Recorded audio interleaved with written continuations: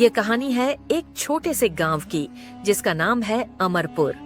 अमरपुर एक खूबसूरत गांव था, लेकिन इस बार मौसम ने कुछ अलग ही रंग दिखाना शुरू कर दिया था। पिछले कई हफ्तों से लगातार गरजते बादल आसमान को घेर कर रख दिए थे। गांव में लोगों की चिंता बढ़ती जा रही थी। एक दिन सुबह सुबह मोहन अपने पिता राघव के साथ अपने खेत की तरफ जा रहा था। खेतों में हल्की हल्की बारिश हो रही थी। मोहन की आंखों में चिंता थी। आजकल तो बारिश इतनी ज्यादा हो रही थी कि खेतों में पानी भर गया था। पिता ने उसे संभलते हुए कहा, बेटा मोहन, इस बार बारिश कुछ ज्यादा ही अजीब लग रही है। खेत तो पहले ही पानी से भर चुके हैं। अब तो ऐसा लग रहा है जैसे धरती भी डर गई हो। मोहन ने धीरे से उत्तर दिया, पिताजी, हमें जल्दी कुछ करना चाहिए। अगर यह बारिश ऐसी ही जारी रही तो फसल भी खराब हो जाएगी और गांव वालों का हाल बहुत बुरा हो जाएगा। मोहन और राघव खेत की हालत देखकर गांव के चौपाल की तरफ चल पड़े। वहां पहले से ही कई लोग इकट्ठा थे। रामू चाचा, सुरेश भाई, गंगा दीदी और सरोज भैया, सब लोग चिंता के मारे गंभीर थे। तभी मोहन ने आवाज लगाई, रामू चाचा, सुरेश भाई, गंगा दीदी, सरोज भैया, कैसे हैं आप लोग? आजकल मौसम बहुत अजीब सा हो गया है। रामू चाचा ने सिर झुकाते हुए कहा, मोहन बेटा, हम सब इसी बात को लेकर परेशान हैं। आज सुबह से मौसम वैज्ञानिक का रिपोर्ट आया है। उन्होंने चेतावनी दी है कि इस बार अमरपुर में असामान्य तूफानी बारिश होगी। गांव का मुख्य नाला भी पूरी तरह से भर चुका है। सुरेश भाई ने गंभीर स्वर में जोड़ा, बिल्कुल सही बात कह रहे हो रामू चाचा। असल में गांव के मुख्य नाले में दरारें आ गई हैं।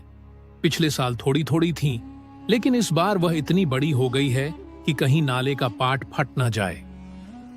गंगा दीदी ने बेहोशी से कहा, सरोज भैया ने तो बहुत पहले ही मुखिया जी से कहा था कि नाले की मरम्मत करवा लो, लेकिन मुखिया जी ने कहा था कि बजट नहीं है। सरोज भैया ने आह भरते हुए कहा, अब क्या कर सकते हैं? मुखिया जी तो यही कहते आए हैं कि पैसा कहां से लाएं। हमें खुद ही कुछ उपाय सोचना होगा। मोहन ने साहस से कहा, तो चलिए हम सब मिलकर एक योजना बनाते हैं। अगर नाले का पाट फट गया तो पूरे गांव का विनाश निश्चित है।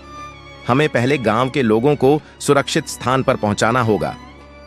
इतनी बातें हो ही रही थीं कि तभी अचानक वहां एक दौड़ता हुआ आदमी आया। सुनो सुनो, मुख्य नाला से पानी रिसना शुरू हो गया है। थोड़ी ही देर में वह पूरी तरह फट जाएगा। सब लोग डर के मारे कांपने लगे। रामू चाचा ने तेज आवाज में कहा, जल्दी गांव वालों को पहाड़ की तरफ सुरक्षित जगह पर ले चलो। बचे खुचे सामान ले आओ। सब लोग एकजुट होकर जल्दी जल्दी अपने अपने परिवार और जरूरी सामान के साथ पहाड़ी की ओर चल पड़े। मोहन अपने पिता राघव और छोटे भाई अजय को लेकर सबसे आगे चल रहा था। बारिश लगातार होती जा रही थी और सड़कें बहती नदियों में बदल चुकी थी।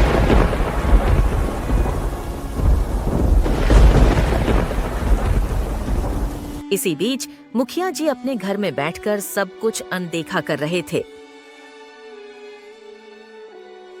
मेरा घर बहुत मजबूत है। थोड़ी सी बारिश से मेरा कुछ नहीं बिगड़ेगा। मुखिया जी ने गर्व से कहा। लेकिन प्रकृति की ताकत कुछ और ही थी। कुछ ही देर में मुखिया जी का घर भी पानी में डूबने लगा।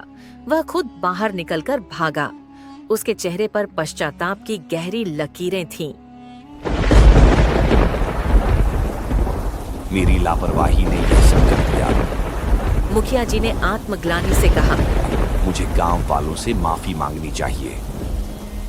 मुखिया जी अपने पश्चाताप के साथ पहाड़ी की ओर बढ़ा, जहां सारे गांव वाले एकत्र थे। भाइयों बहनों, मुझसे बहुत बड़ी गलती हो गई। मैंने नाले की मरम्मत समय पर नहीं करवाई। इस वजह से सबको इतनी मुश्किल में डाल दिया। कृपया मुझे माफ कर दो। गांव वाले कुछ पल चुप रहे। फिर रामू चाचा ने कहा, सच कहा आपने मुखिया जी। गलती मानना ही सबसे बड़ा कदम होता है। हम सब आपका साथ देंगे। सरोज भैया ने समर्थन में कहा, जब बारिश रुक जाएगी हम सब मिलकर नाले की मरम्मत करेंगे और जो भी गांव वाले फसल फिर से लगाना चाहेंगे उनके लिए बीज और शुक्रिया भाइयों, मैं वादा मुखिया जी ने आभार से सिर झुकाया। शुक्रिया भाइयों, मैं वादा करता हूँ अब कभी भी ऐसे फैसले लापरवाही से नहीं लूंगा। अगले दिन बारिश रुक गई। सबने मिलकर नाले की मरम्मत शुरू की। मुखिया जी ने अपनी सारी जमा पूंजी खर्च कराई ताकि काम जल्दी पूरा हो सके। गांव वालों ने भी मेहनत से काम किया।